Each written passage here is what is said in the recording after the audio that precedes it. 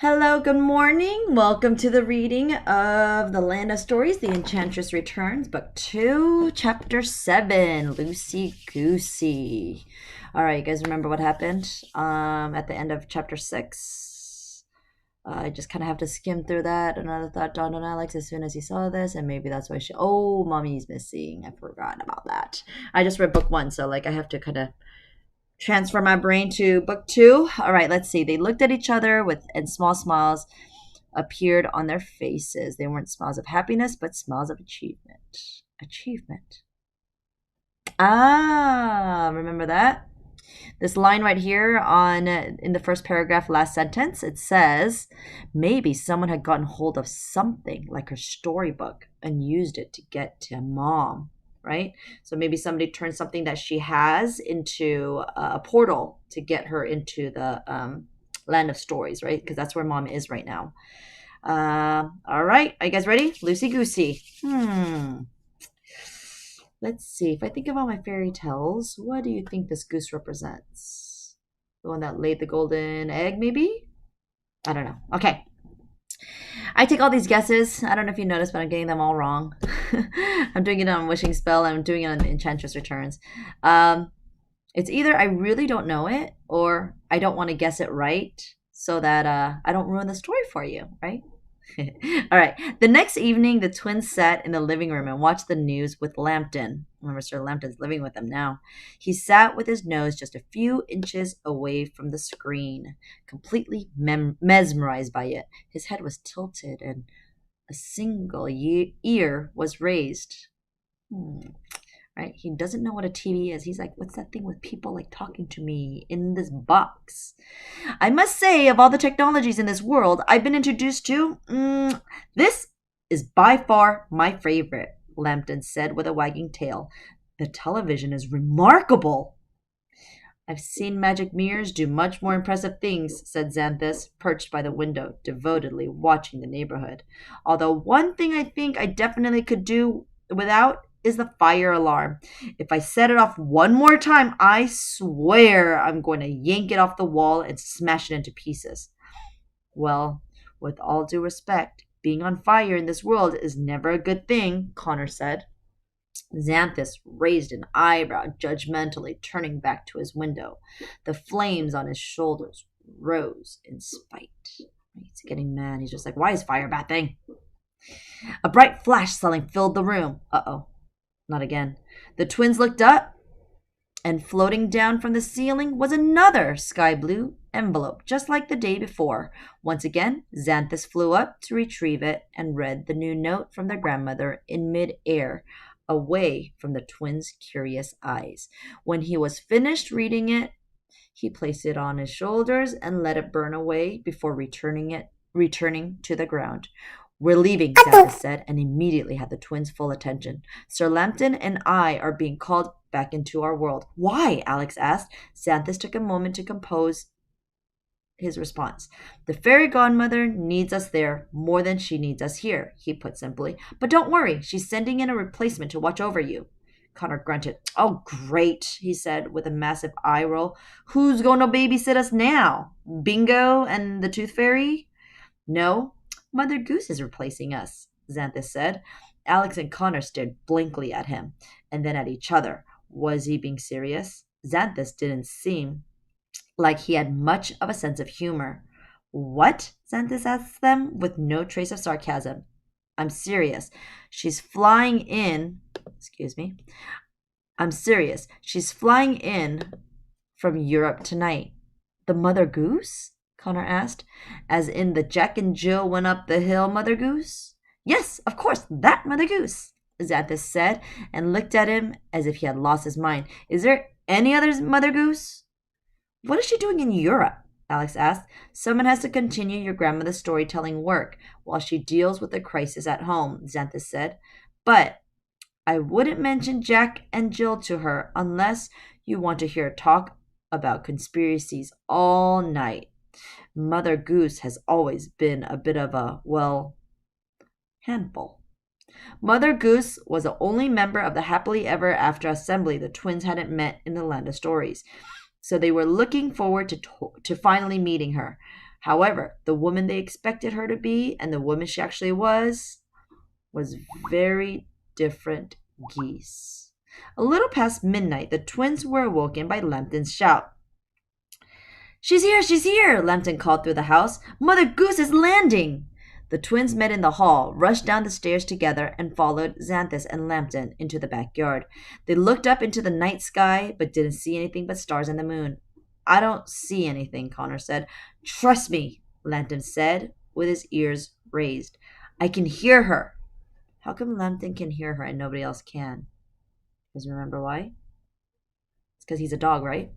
He's a dog, and dogs have really good sense of hearing. Suddenly, a large silhouette flew past the moon. A large object was zooming toward them. The twins squinted, trying to see what it was. The closer it traveled, the more clearly they could see, riding on the back of a gigantic white goose, none other than Mother Goose herself. I have to admit, when you said she was flying in tonight, I wasn't expecting this, Connor said. Easy, Lester. Slow down, boy, Mother Goose shouted in a raspy voice.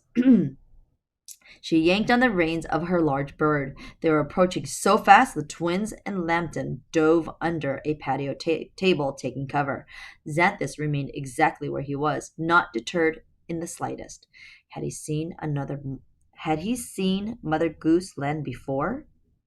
Right? Xanthus is not even scared at all. Sorry, I was just peeking at my little dog who's sleeping on my bed. I'll show you her later after I'm done. The goose landed hard on the ground with such a thud the entire house shook behind them. It felt like a mini earthquake. Good Lord, Lester, you call that a landing? Mother Goose reprimanded the horse-sized goose. Meteors make softer impacts than that, you stupid gander. Lester rolled his eyes, or at least the twins thought he did. His webbed feet were planted deep into the lawn, and he struggled to pull them out. You guys know who Lester is? Lester's the goose, right? Mother Goose was short, stout, elderly woman. She had curly gray hair under a pointed black pilgrim hat that had a silver buckle on the front. She wore a baggy green dress with a white ruffled collar, large boots, and thick aviator goggles around her eyes. Can you guys visualize her? Sorry. Can you guys visualize how she looks? She looks like an old lady with curly gray hair, with this hat, kind of like a pilgrim hat, kind of like those boxes with a little silver buckle in the front, right? Are we even in the right place? Mother Goose said, looking around. I can't find my map. This is why I need to install a GPS in the back of your head. Her goggles made her eyes appear enormous and obviously impaired her vision because she didn't see Xanthus standing directly in front of her. Hello, Mother Goose, Xanthus said, with the little enthusiasm he could muster. You're in the right place. Welcome to the Bailey home. Zanny, is that you? Mother Goose asked, and took off her goggles. Her face was red, weather-beaten from the flight. Oh, Zanny, I'm so glad to see you. I was worried Lester had taken us to Tijuana again. He loves Mexico. Xanthus cringed at the nickname. I guess he doesn't like to be called Zanny, huh? Besides the landing, I hope the rest of your flight went smoothly. Mother Goose hopped down from Lester with difficulty. Oh, it was fine, she said, except when the future pillow stuffing. Sorry, my dog's barking. Angel, wait. Except when the future pillow stuffing here bumped into a 747 over Pittsburgh. Stupid bird. Lester slowly shook his head. Obviously, he had a different side of the story. Those damn planes have gotten so big they don't leave much sky for the rest of us, Mother Goose said. I should have never encouraged the Wright brothers. Biggest mistake of my life. Can you guys see my dog? She's just barking in the corner of my bed. Do you see her? Ay, ay, ay. Yes, Angel. Yes, Angel. You want a little attention? You want a little attention? Okay. You could be in the spotlight too. This is Angel. Hashtag Angel on. And she wants to say hi. Oh, I know. You're such a lover. You want to read? You want to hear a story? Okay. Can I keep reading? All right, I'm going to keep reading, okay? You can sit on my lap. Okay, just sit there, okay? She did a few windmill stretches and the joints in her back cracked like fireworks. Alex, Connor, and Lambton cautiously climbed out from under the table and approached her. Mother Goose, let me introduce the twins, Xanthus began. This is Alex and Connor. Yeah. I met the Squirts before, Mother Goose said. She put her hands on her hips and looked them up and down. Wait, you have? Connor said. It was years ago when you were babies. I visited you with your grandmother. Or grandma, Mother Goose told them. She pointed to Alex and then to Connor. If memory serves me right, you never stopped crying, and you peed all over me when I changed your diaper. She leaned close to them, eyeing them seriously. I let it slide the first time, but history better not repeat itself. Alex and Connor both gulped. Now they knew what Xanthus had meant. Mother Goose's serious face broke into a giant smile, and she cackled loudly. Relax, kids. I'm just yanking your tail feathers, she said. Mother Goose turned to Lester and pulled a large basket off the goose's back. Carry in my luggage for me, would you, boy?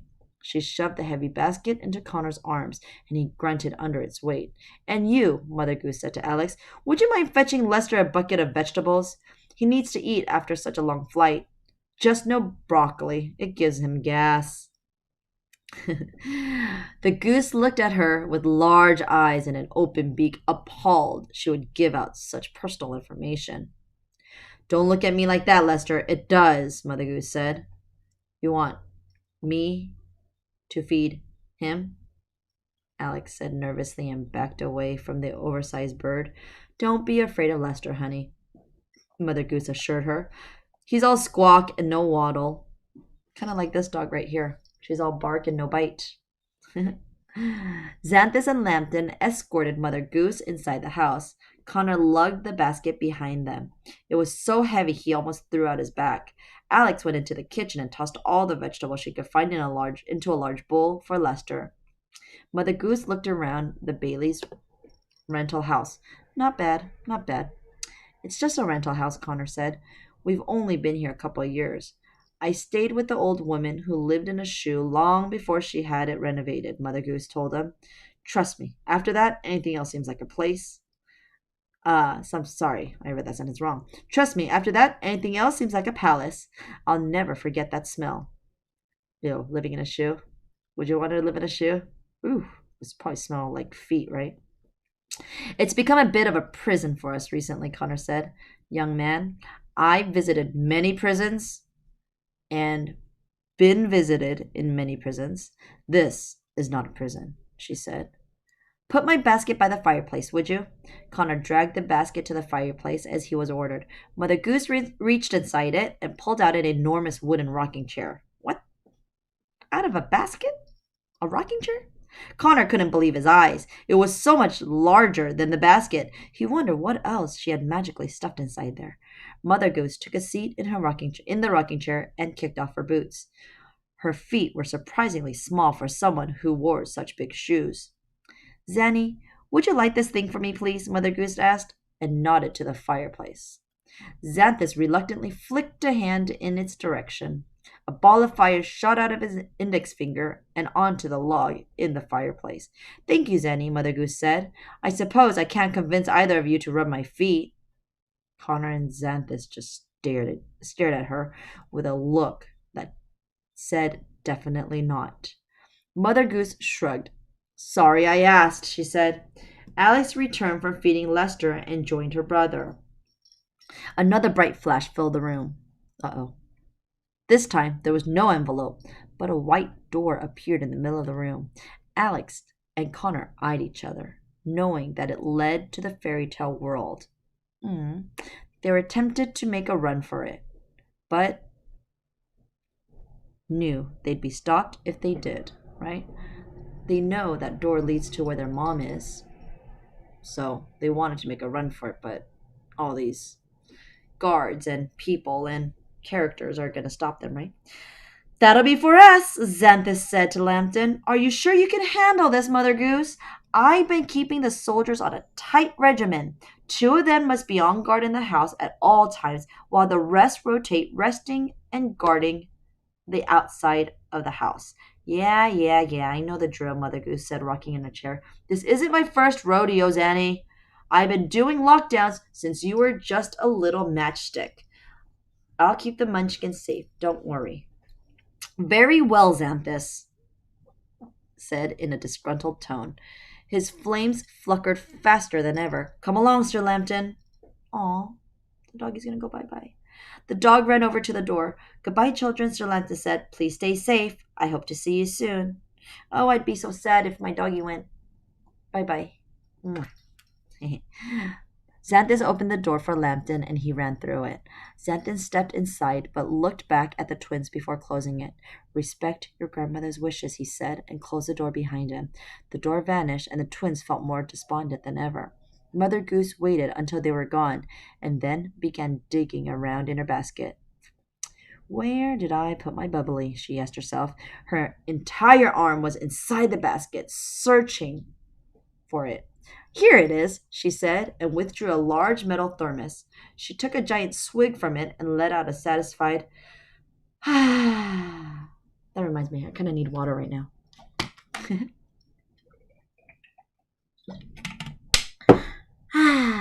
All right. Alice and Connor looked at each other out of the corners of their eyes, and slight smirks appeared on their faces. What are you two smirking at? Mother Goose asked them. Nothing, Alex said, dropping her smile. You're just not what we expected, Connor said, and his smile grew twice as large. What's that supposed to mean? Mother Goose asked. Mother Goose asked with a raised eyebrow. Connor shrugged. I sort of always expected you to be, well, a giant goose in a bonnet reading nursery rhymes to small children, he said. That's a common misconception, Mother Goose said, and took another swig from her thermos. Sometimes Lester likes to dress up in my bonnets. It makes him feel fancy, but it messes with my image. Don't look at me like that, Lester. Don't do don't do it if you don't want people talking about it. Lester was staring in at her through the window from the backyard. His bill was wide open and his eyes were squinting. Then he made himself comfortable on the grass and went to sleep, embarrassed enough for one day. Ah, he's so sensitive, Mother Goose said. Where'd you find a giant goose? Alex asked.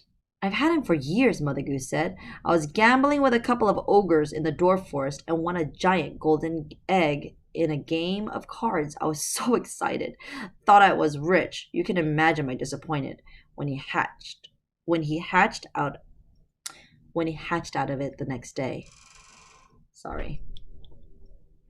Wow, Connor said. He didn't know what was more interesting, the fact that Lester hatched out of a golden egg or that Mother Goose was a gambler.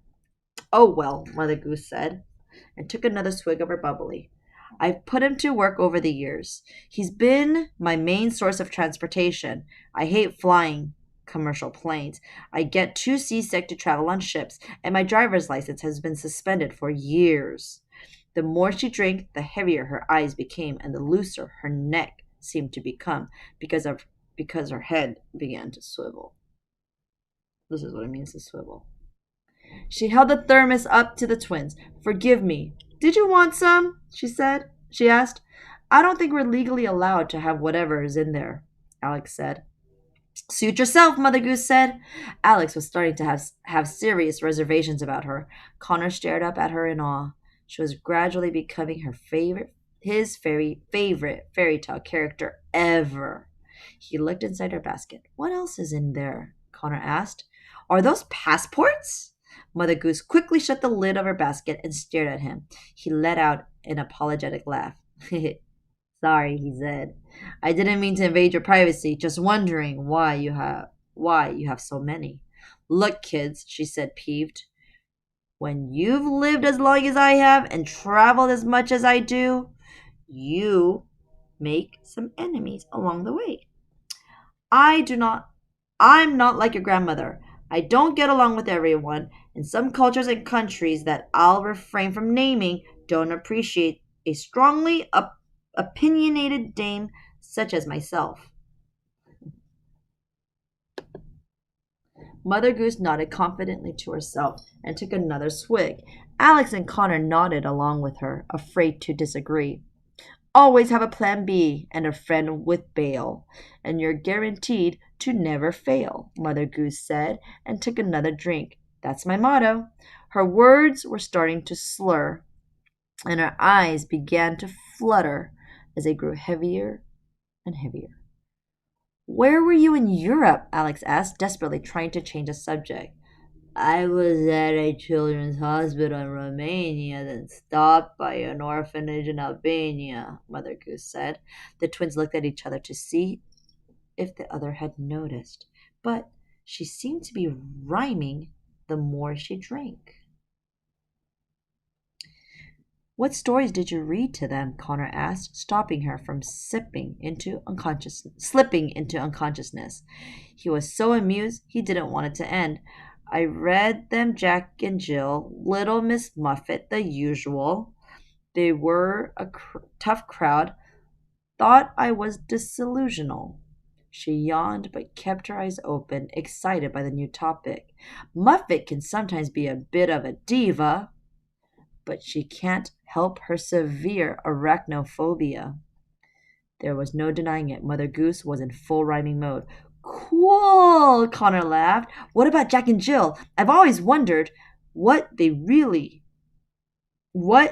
really doing on that hill. Alex elbowed him. Mother Goose sat up in a rocking chair. Connor knew whatever she was about to tell them was going to be good. Alex wasn't sure if she wanted to hear it. Jack and Jill went up the hill for a supposed pail of water, Mother Goose said. Jack fell down and broke his crown, 'cause Jill pushed him, but no one caught her. No way, Connor said with an intrigued smile. Mother Goose bobbed her head up and down, sloppily nodding. Why did Jill put Jack down the hill? Alex asked. Mother Goose chuckled to herself. Jack is nimble, Jack is quick, but Jack can be such a...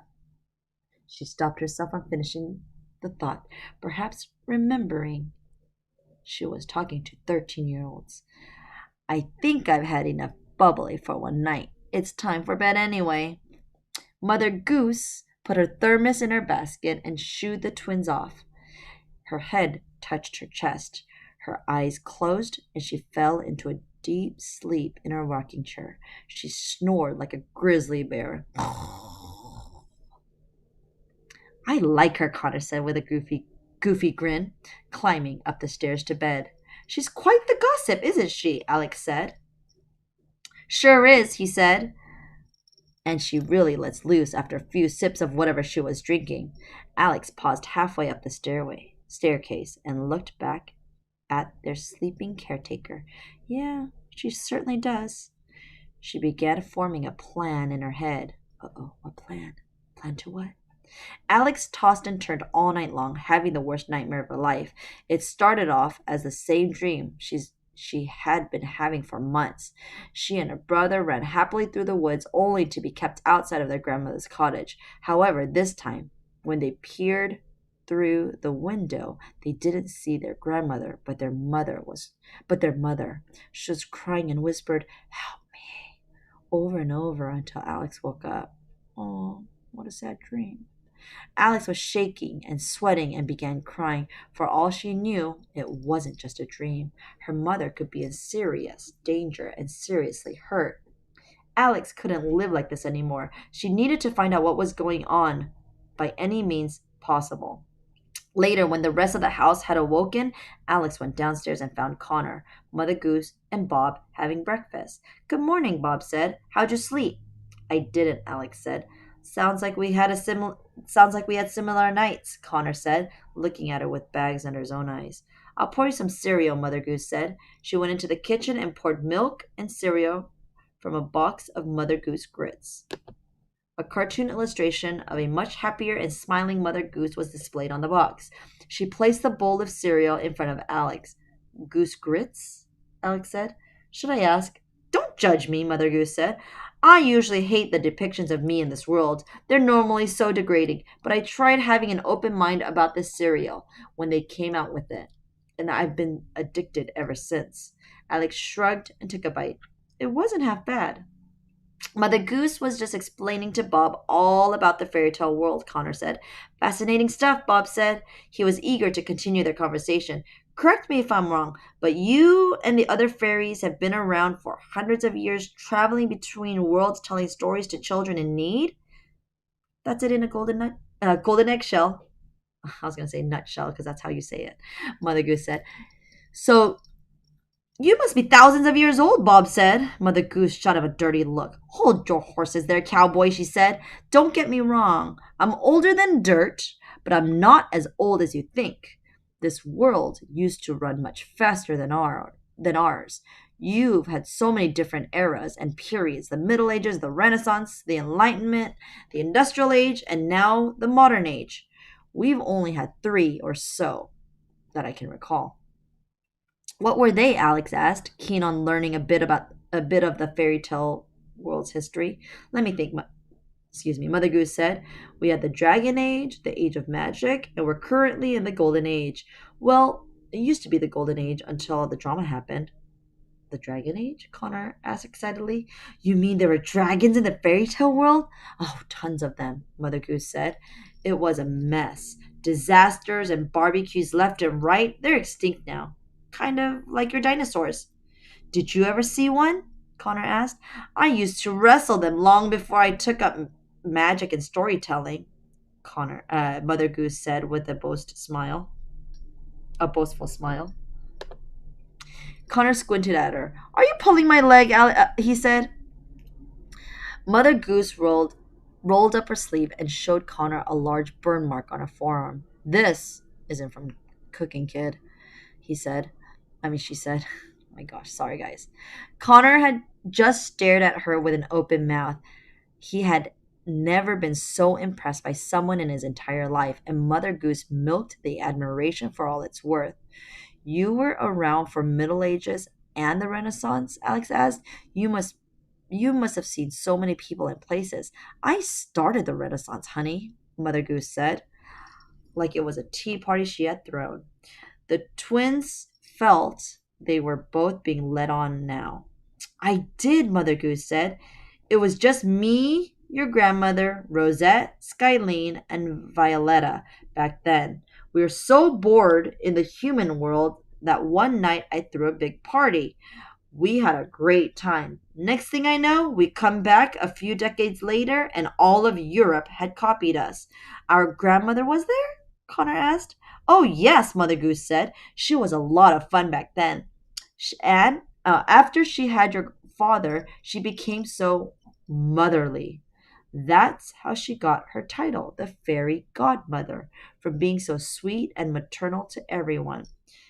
Alex and Connor exchanged a look. However upset they were with their grandmother, she still became more amazing the more they learned about her. You know, Mother Goose continued, Leonardo da Vinci and I had a bit of a fling. Alex gasped. Oh, I don't believe you. Now you're making things up. Mother Goose rolled her eyes and looked directly into Alex's, serious as can be. Why do you think he tried building that flying machine? He was trying to keep up with me and Lester. Hey, Lester, tell these kids I dated Leonardo. They don't believe me. Lester appeared at the kitchen window. He nodded, confirming the news for the twins. They were astonished. Of course I didn't go by Mother Goose back then, she said. My code name was, you guessed it, Mona Lisa. Excuse me as I put my doggy down. She just kind of wants to walk around. You're the Mona Lisa? Connor asked. The famous painting? Alex asked. Why do teenagers always think people are lying to them? I've got no reason to be dishonest with you, Mother Goose told them.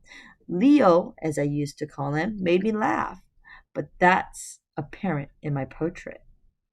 Alex and Connor glared at her with their mouths hanging open.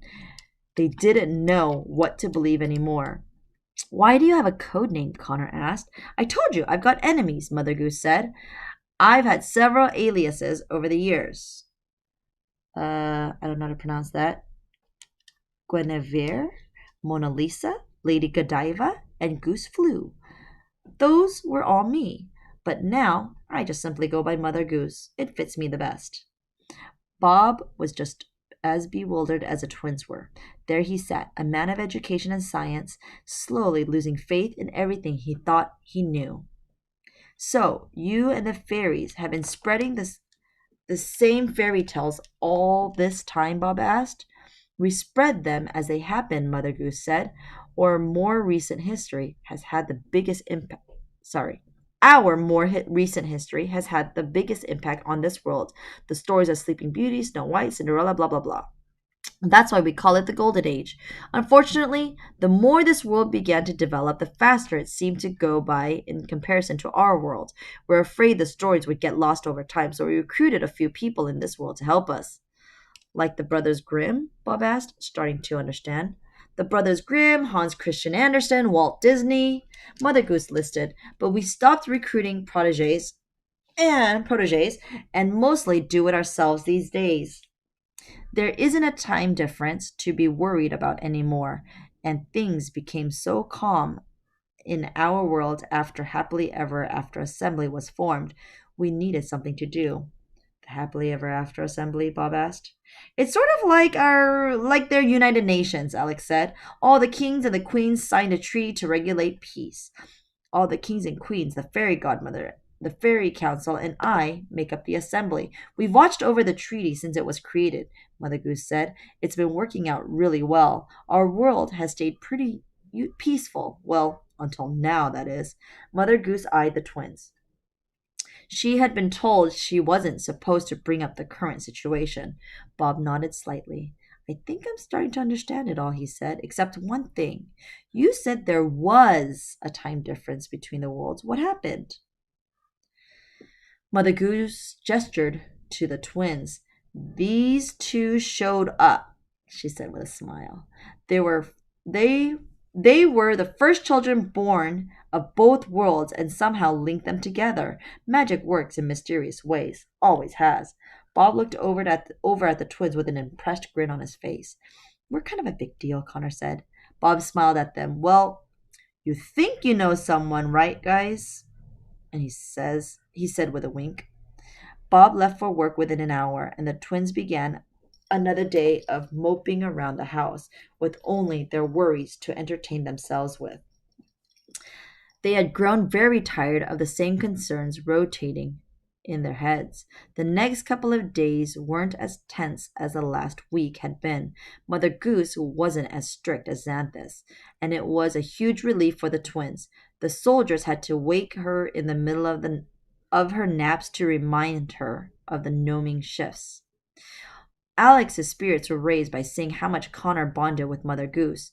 The two became practically inseparable. During the day, they would sit at the window looking at the front of the house and play pranks on the mailman. Mother Goose would wiggle an ear and magically move the mailbox whenever he would turn his back. After dinner, if they weren't watching professional wrestling, Mother Goose and Connor would play cards with the soldiers. She even taught him how to hide an ace in a sleeve. Ooh. She's kind of like a fun auntie, huh? Alex didn't fill him in. Sorry, my dog is being a little annoying right now. Alex didn't fill him in on the plan that had been forming in her head for days. She already felt guilty enough breaking her grandma's wishes alone. She didn't want to drag her brother into it.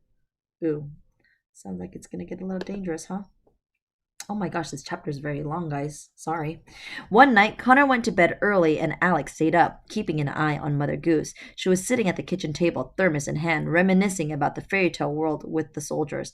Alex could tell she was having a little too much fun because her eyes were glazed over and she was slurring and rhyming her words. Oh no, she's intoxicated again, huh? I haven't had this much fun since I was very young and used a rub-a-dub-dub with the three men in the tub. Mother Goose laughed and passed her thermos around the table. The soldiers each took a long swig, and their eyes began to droop too as time went by. Mother Goose, may I confess something to you? One of the soldiers said sadly. I was one of the king's men who tried to put Humpty Dumpty back together again. I know you were very close. I'm so sorry we couldn't help him. Mother Goose's eyes filled with tears as she was reminded of her late friend and the night he had his tragic accident. Humpty and I sat on that wall. Humpty and I had such a ball, she said. Humpty had a fall right there and right then because poor Humpty couldn't hold his gin. I miss that egg so much. So what happened? I guess Humpty Dumpty was a little, what's the word? Intoxicated too? Ooh, I think she has a little problem with alcohol, huh? Mother Goose buried her face into her hands and cried drunken tears for a few minutes. She snapped her fingers, and a fire appeared in the fireplace. She went to take one last swig of from her thermos, but was disappointed to discover she and the soldiers had drunk it all. This was the moment Alex had been waiting for. Uh-oh. What do you think Alex is going to do, guys? Ooh, kind of scary. She snuck into the kitchen and retrieved the bottle of champagne that Bob had brought the night of the proposal. Alex hoped she could put it to good use tonight. Mother Goose began to doze off again in her rocking chair when she was startled by a loud pop. Alex opened the champagne bottle right behind her. Care for a refill? Alex asked and gestured to the empty thermos Mother Goose held in a tight grip. Oh, that's very kind, Mother Goose said, a little discombobulated. She held up her thermos, and Alex filled it all the way to the top and set the champagne bottle aside. You've got a heavy pour. You're my kind of girl, Mother Goose said, and took her first sip. This is good. This is good stuff. Are you sure it isn't being saved for anything special? Bob was saving it for when he was going to propose to my mom, but that all went out the window when she was kidnapped, Alex said restlessly, and took a seat on the floor next to Mother Goose's chair. Kids as good as the two of you shouldn't go through what you've been through, Mother Goose said sadly and lovingly, and stroked Alex's hair.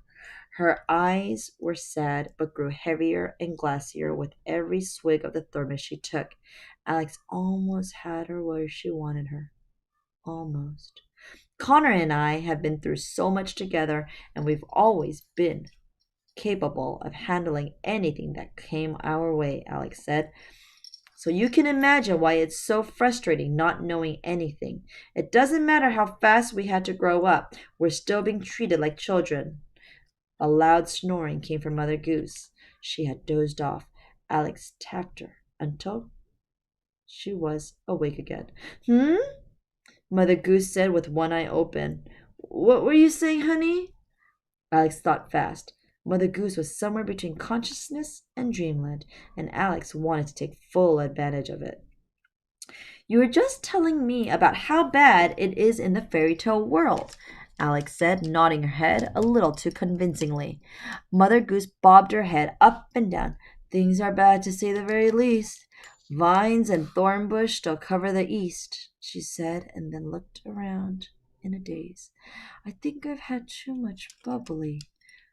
The room is spinning. That's terrible, Alex said, immediately refilled Mother Goose's thermos. But surely the happily ever after assembly can handle vines and thorn bushes, right?